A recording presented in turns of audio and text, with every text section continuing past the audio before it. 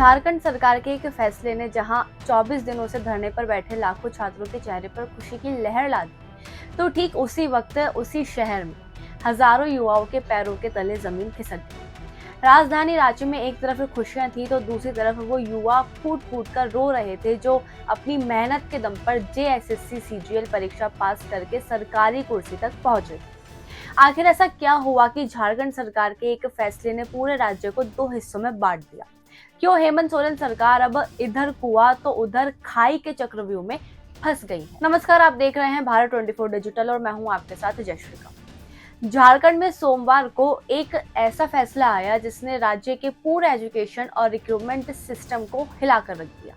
24 दिनों से चल रहे उग्र छात्र आंदोलन के आगे झुकते हुए सरकार ने जेएसएससी सीजीएल 2024 परीक्षा को पूरी तरह रद्द कर दिया। सिर्फ सीजीएल ही नहीं बल्कि दागी प्राइवेट एजेंसी टीडीपीएल द्वारा 2014 के बाद से ली गई सभी परीक्षाओं, नतीजों और नियुक्तियों को निरस्त करने का आदेश दे दिया गया।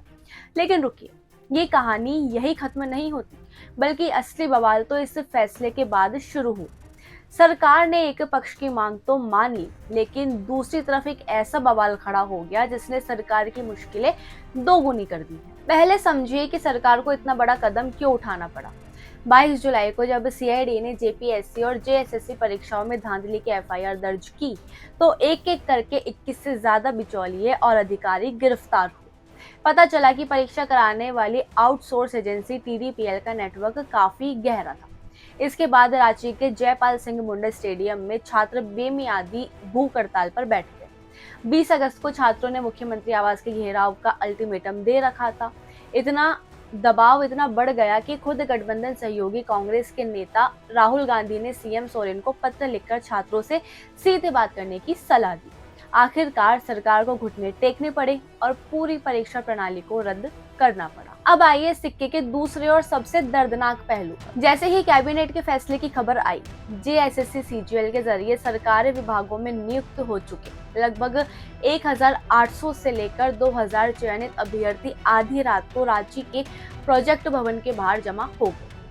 इन युवाओं का कहना है, अगर परीक्षा कराने वाली एजेंसियां सिस्टम में कुछ लोग भ्रष्ट थे, तो उसकी सजा उन ईमानदार अभ्यर्थियों को क्यों दी जा रही है, जिन्होंने सालों की मेहनत से परीक्षा पास की और नौकरी पाई। इन नौकरी पेशा युवाओं ने देर रात सड़कों पर मानव श्रृंखला बनाई और अब वे अदालत का दरवाजा खटखटाने की तैयारी कर रहे हैं। यानी जो सरकार पहले आंदोलनकारी छात्रों से घिरी थी, अब वही सरकार उन कर्मचारियों के निशाने पर है जो कानूनी तौर पर सिस्टम का हिस्सा बन चुके हैं। इस फैसले के बाद हेमंत सोरेन सरकार दोनों तरफ से पिस रही है। भले ही परीक्षा रद्द हो गई है और छात्रों ने मिठाइयां बांटी है, लेकिन जेएसएससी जेपीएससी सुधार मंच के नेताओं का साफ कहना है कि उनका आंदोलन तब तक खत्म नहीं होगा जब तक इस पूरे मामले की जांच सीबीआई को नहीं सौंपी जाती।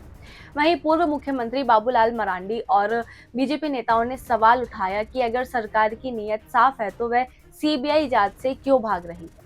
अगर 2014 से लेकर अब तक की सभी नियुक्तियों की निष्पक्ष जांच होती है, तो कई बड़े नौकरशाहों और राजनेताओं पर गाज गिर सकती है। अब सवाल उठता है कि आगे क्या होगा। झारखंड सरकार इस समय दो राहें पर है। एक तरफ पहले आंदोलन करने वाले और परीक्षा रद्द कराने की मांग करने वाले छात्र हैं, और दूसरी तरफ परीक्षा पास कर चुके और नौकरी करने वाले कर्मचारी। सरकार आखिर किसकी सुने? लेकिन सरकार ने छात्रों की सभी मांगे नहीं मानी।